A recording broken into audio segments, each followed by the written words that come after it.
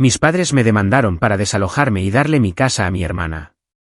En pleno juicio, mi sobrina de 8 años le pidió al juez mostrar un secreto. Al presionar play, mi madre y mi hermana se quedaron pálidas. El juego había terminado. Me llamo Camila y tengo 25 años.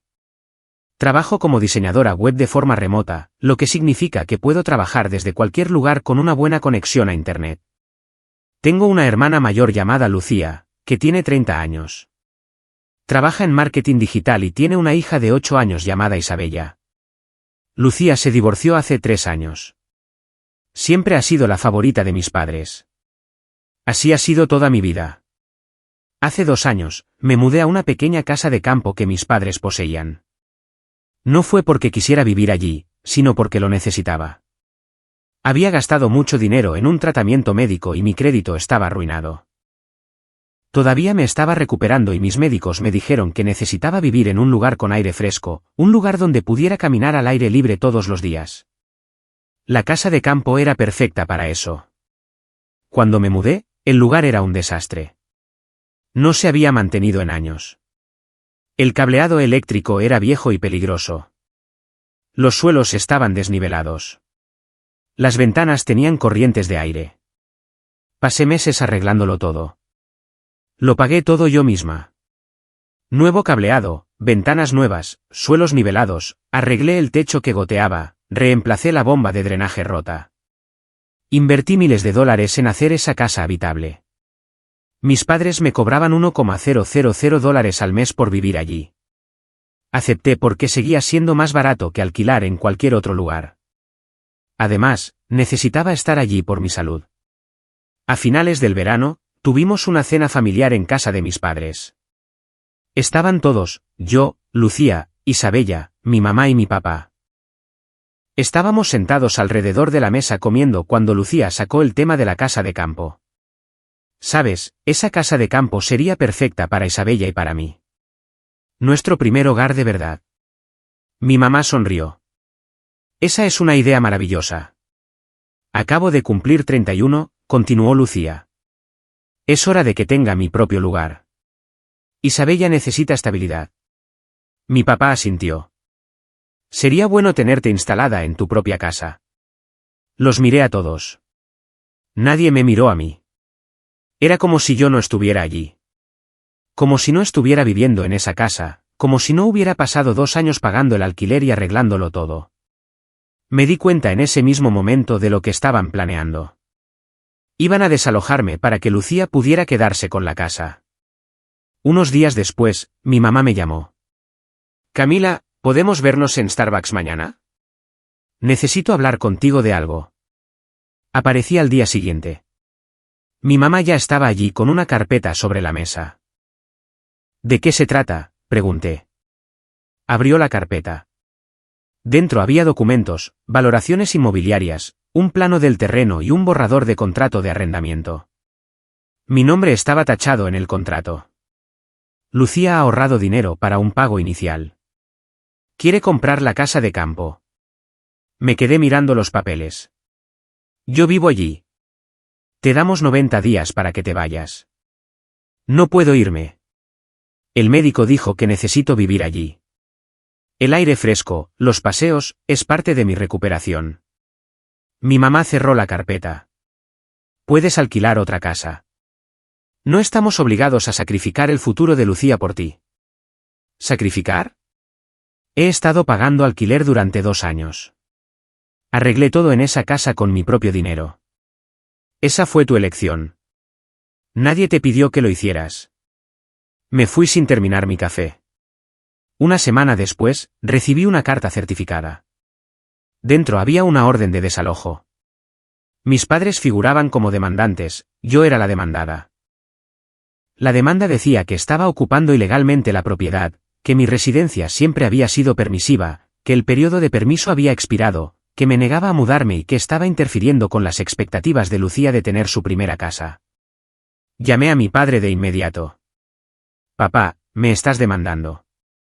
Camila, esto no es personal. Es solo que ya es hora.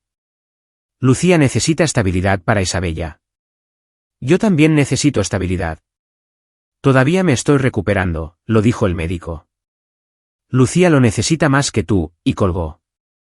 Me senté en mi sala de estar, mirando todo lo que había arreglado. Las ventanas nuevas que había instalado, los suelos lisos que había pagado para nivelar, el sistema eléctrico funcional que me había costado miles de dólares. Empecé a reunir pruebas. Tomé fotos de todo. Revisé mis mensajes de texto y encontré conversaciones con mis padres sobre la casa.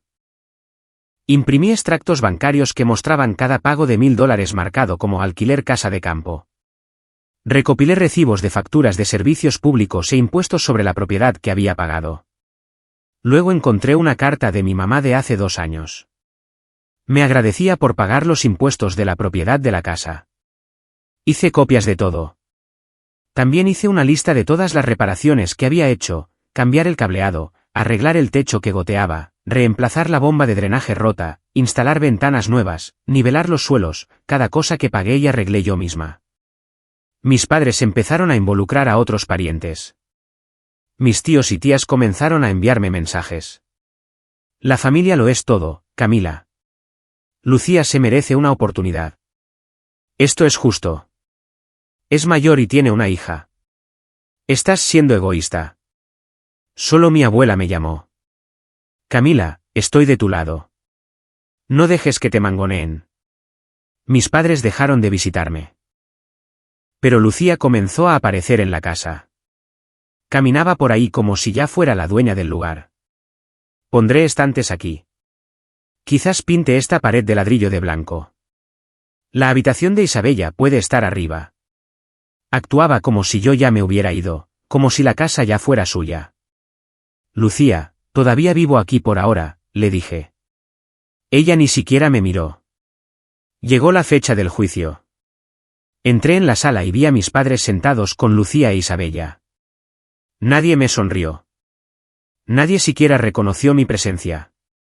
Su abogado se levantó primero. Era un hombre de mediana edad con un traje caro. Mis clientes permitieron generosamente que su hija se quedara en su propiedad. Esto siempre fue un arreglo temporal. El permiso ha sido revocado. Tienen derecho a disfrutar de su propiedad en paz. La demandada se niega a irse y está impidiendo la transferencia legal de la propiedad a Lucía, quien ha ahorrado dinero y está lista para comprarla. Luego mi abogada se levantó. Era una mujer llamada Sofía, aguda y directa. Su señoría, me gustaría presentar pruebas. Abrió una carpeta y sacó un documento tras otro. Recibos de servicios públicos con mi nombre. Pagos de impuestos a la propiedad que yo había hecho. Extractos bancarios que mostraban pagos mensuales de $1,000 marcados como alquiler casa de campo. Fotos de las reparaciones que había hecho. Mi cliente ha sido una inquilina que paga desde hace 2 años. Ha mejorado significativamente la propiedad a su propio costo. Aquí hay permisos de construcción que los propios demandantes emitieron a nombre de Camila cuando ella solicitó permiso para hacer reparaciones. Levantó los permisos. Mi padre los había firmado. Mi cliente también tiene documentación médica que recomienda que viva en este entorno para su recuperación continua. Entregó los documentos médicos al juez. El abogado de mis padres parecía incómodo. No se esperaba todas estas pruebas. Luego el juez preguntó si alguien más quería hablar. Lucía se levantó. Su señoría, no estoy tratando de ser la villana aquí. He ahorrado dinero. Merezco un hogar seguro para mi hija como cualquier otra persona. Yo solo quiero seguir viviendo con mis padres y pagar alquiler hasta que pueda comprar la casa. Se sentó, satisfecha consigo misma. Entonces Isabella se levantó. Mi sobrina de 8 años. Su señoría, ¿puedo mostrar algo? Nadie sabe de esto. El juez pareció sorprendido. Adelante. Isabella se acercó con su iPad. Se lo entregó al juez. Grabé esto con la aplicación de la cámara Ring de mi mamá.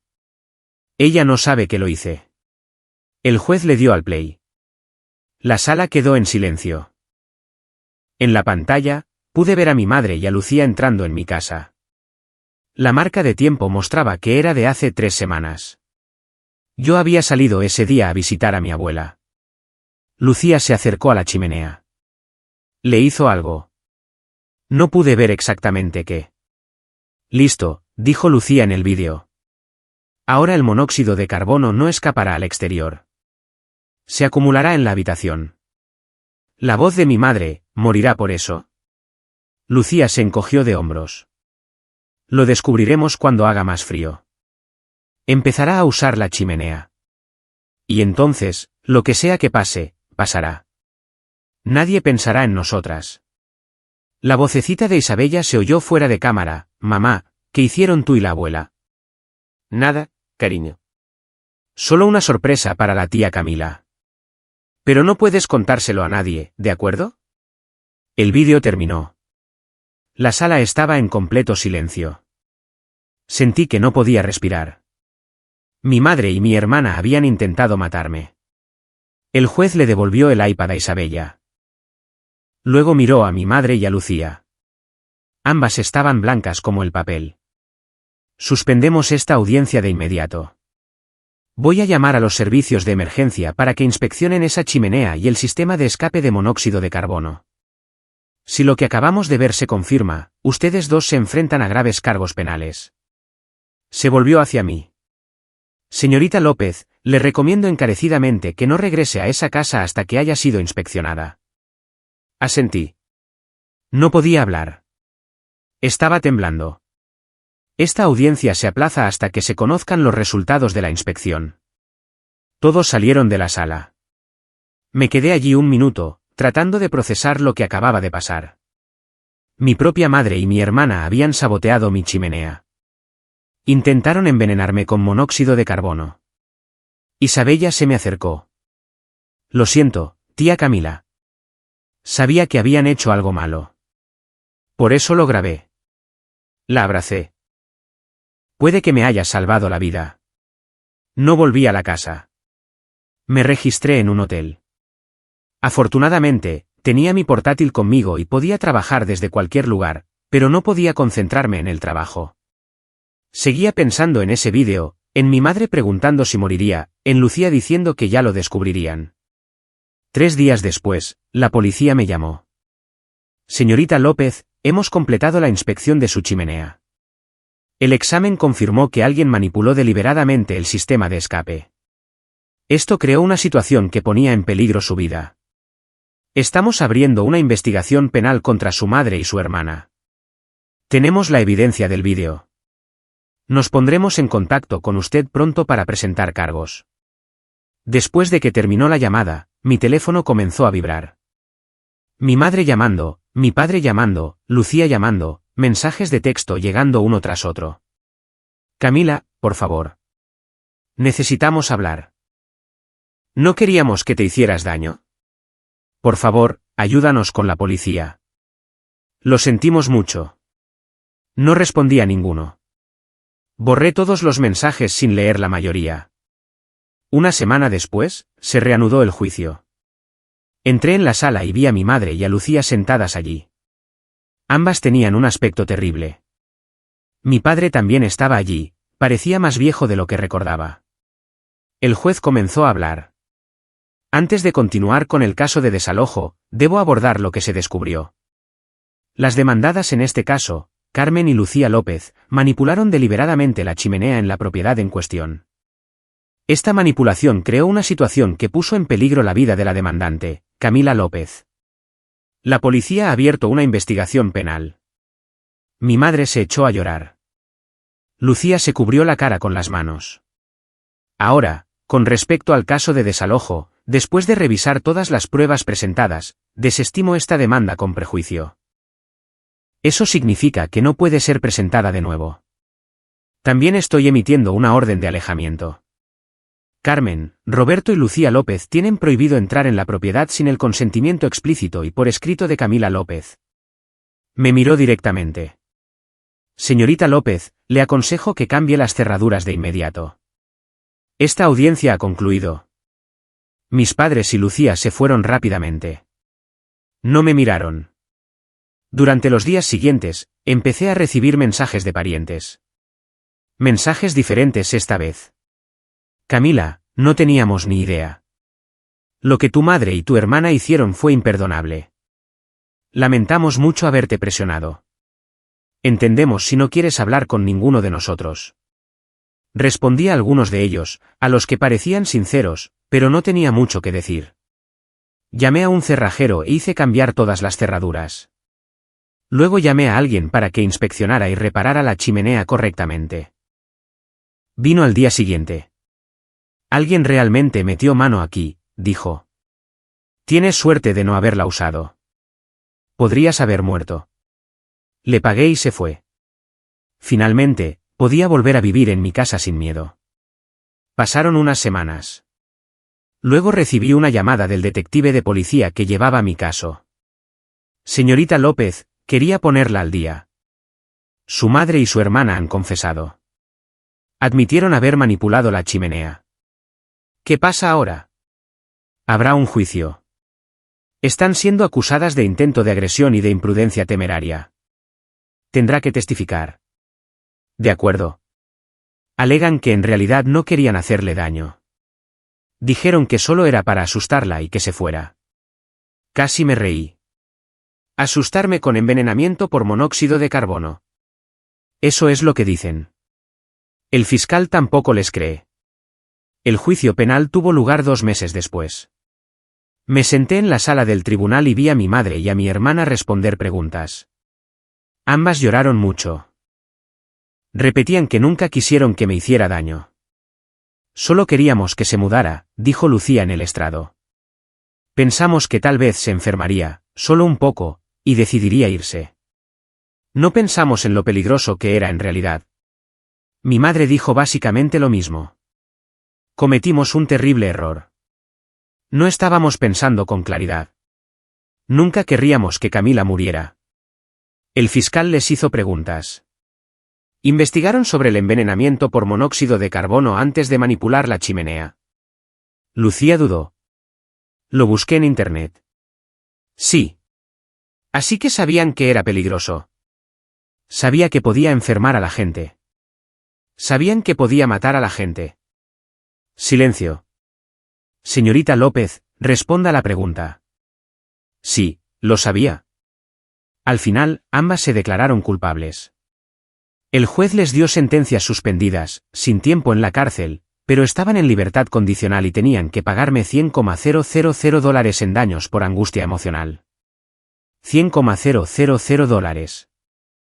Casi no podía creerlo. Después de la sentencia, mi abogada me llamó.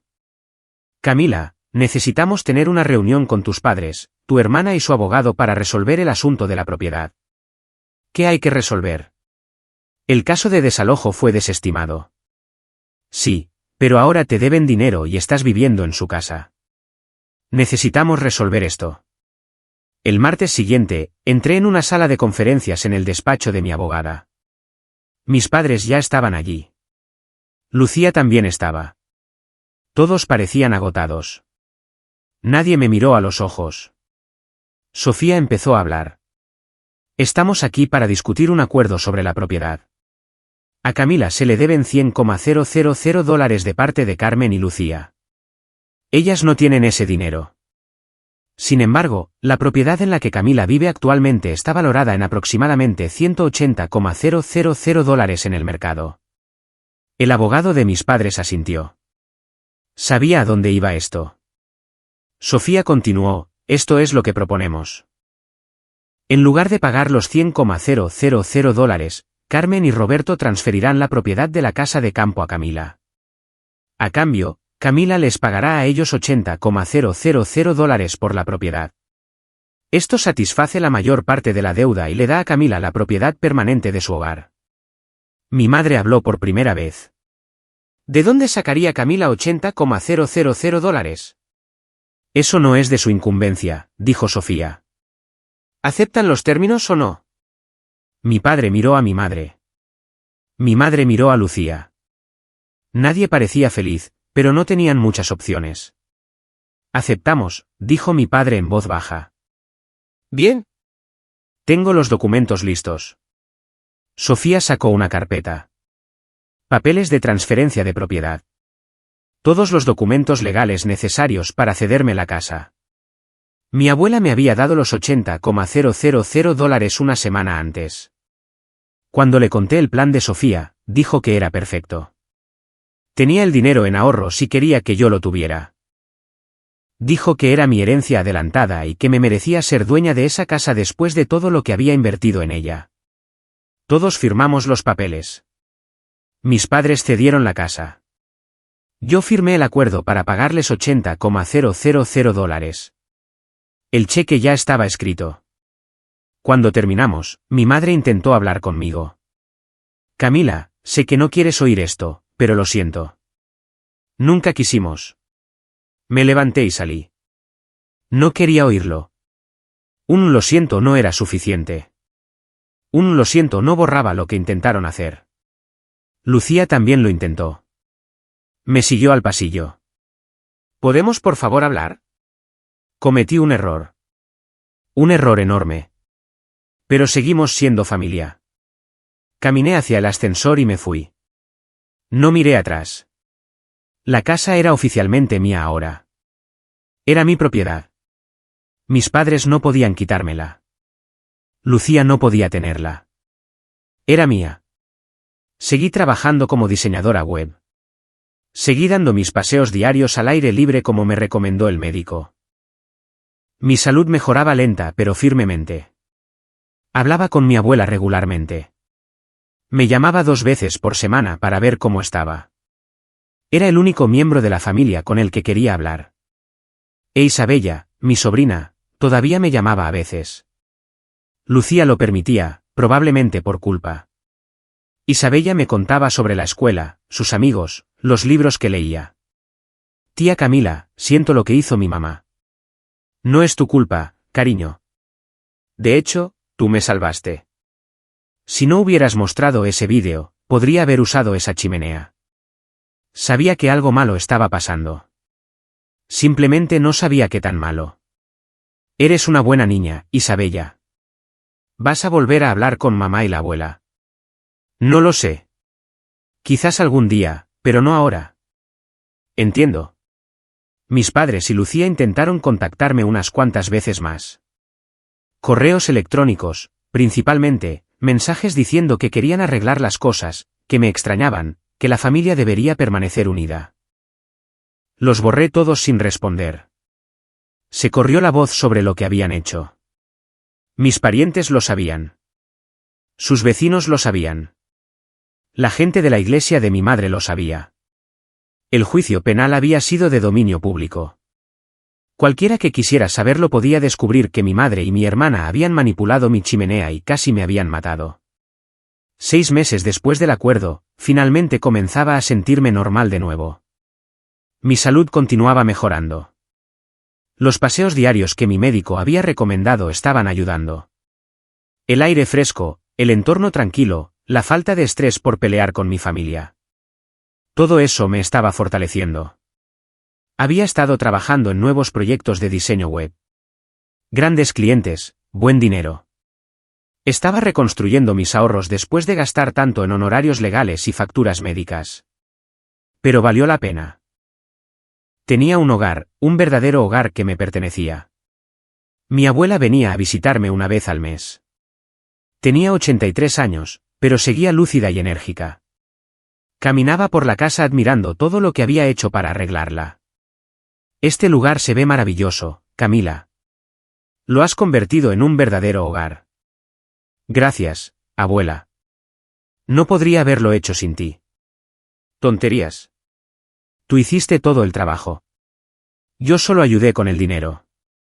Te ganaste esta casa 2 veces. Una arreglándola, y otra luchando por ella. Tomábamos el té juntas y hablábamos de todo excepto de mis padres y Lucía. Ella sabía que no quería hablar de ellos. Isabella también me visitaba a veces.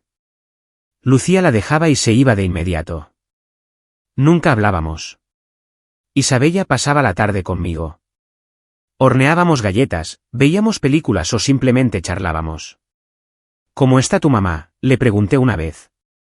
Isabella se encogió de hombros. Está bien, supongo. Trabaja mucho. No tiene tantos clientes como antes. Lamento oír eso. Dice que es su culpa. Me dice todo el tiempo que tome buenas decisiones porque las malas decisiones te siguen para siempre. Eso es verdad. ¿La odias, tía Camila? Lo pensé. No, no la odio. Simplemente he terminado con ella. Hay una diferencia. ¿Volverás a hablar con ella alguna vez? Quizás algún día, pero no en mucho tiempo. Isabella asintió. Entendía más de lo que una niña de 8 años debería tener que entender. Bloqueé los números de teléfono y las direcciones de correo electrónico de mis padres. No quería saber de ellos. Sin embargo, cada pocos meses, alguien me contaba qué estaban haciendo. Mi padre se había jubilado anticipadamente. No por elección. Su empresa lo había animado a irse después de que el juicio penal se hiciera público. Ahora estaba en casa todo el día sin nada que hacer. Mi madre había perdido a la mayoría de sus amigas. Intentó seguir activa en su iglesia, pero la gente la trataba de manera diferente. Algunos eran amables, pero distantes. Otros la evitaban por completo. Finalmente, dejó de ir. Lucía seguía trabajando en marketing digital, pero con dificultades. El caso de intento de asesinato había destruido su reputación profesional. La gente de su industria lo sabía. Los clientes no querían trabajar con alguien que había intentado envenenar a su propia hermana. Todos habían pagado un precio por lo que hicieron. No me sentía bien por ello, pero tampoco me sentía culpable. Habían tomado sus decisiones. Una tarde, estaba trabajando en mi portátil cuando alguien llamó a mi puerta. Miré por la ventana y vi a mi padre de pie allí. No se suponía que estuviera allí. La orden de alejamiento seguía en vigor. Llamé a la policía de inmediato. Hay alguien en mi puerta que tiene una orden de alejamiento en su contra. Enviaremos un oficial de inmediato. Quédese dentro y no abra la puerta. Mi padre volvió a llamar. Camila, por favor. Solo quiero hablar. No respondí. Observé por la ventana cómo se quedaba allí, con aspecto cansado y viejo. Un coche de policía llegó 10 minutos después. El oficial habló con mi padre, quien se fue sin discutir. El oficial vino a mi puerta. Señorita López, ¿está bien? Sí, gracias por venir. ¿Quiere presentar cargos por violar la orden de alejamiento? Lo pensé. No, solo asegúrese de que no vuelva. Después de ese incidente, no supe nada de ellos durante meses. Ningún intento de contactarme, ninguna aparición en mi casa, nada. Mi vida se volvió pacífica. Trabajaba, caminaba, pasaba tiempo con mi abuela e Isabella. Hice nuevos amigos en línea a través de mi trabajo de diseño web. Me uní a un grupo de senderismo local y conocí a gente que no sabía nada del drama de mi familia. Un año después del acuerdo, estaba sentada en mi porche viendo el atardecer. Pensé en todo lo que había sucedido. El intento de desalojo, la chimenea manipulada, los juicios, el acuerdo. Pensé en cómo mis padres habían elegido a Lucía por encima de mí toda mi vida. Cómo intentaron quitarme mi hogar para dárselo a ella. Cómo estuvieron dispuestos a arriesgar mi vida para conseguir lo que querían. Pensé en Isabella mostrando ese vídeo en el tribunal, en mi abuela dándome el dinero para comprar la casa, en los pocos parientes que se habían disculpado y lo decían en serio. Algunas personas son familia por la sangre. Otras son familia porque eligen serlo. Había aprendido la diferencia. Mi abuela era mi familia. Isabella era mi familia. El resto eran solo personas que solía conocer. Ahora tenía 26 años. Era dueña de mi casa. Mi salud mejoraba cada día. Tenía un trabajo que disfrutaba y gente que se preocupaba por mí. Mis padres y Lucía lo habían perdido casi todo. Sus reputaciones, sus amigos, su posición en la comunidad. Habían pagado $100,000 que no podían permitirse. Habían renunciado a una casa que querían mantener en la familia.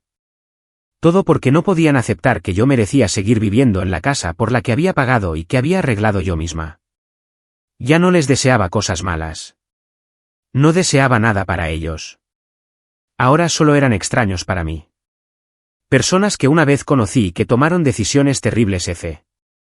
Entré y preparé la cena. Mañana tenía una llamada con un cliente por la mañana y una caminata con mis nuevos amigos por la tarde. El próximo fin de semana, Isabella venía de visita e íbamos a plantar un jardín juntas.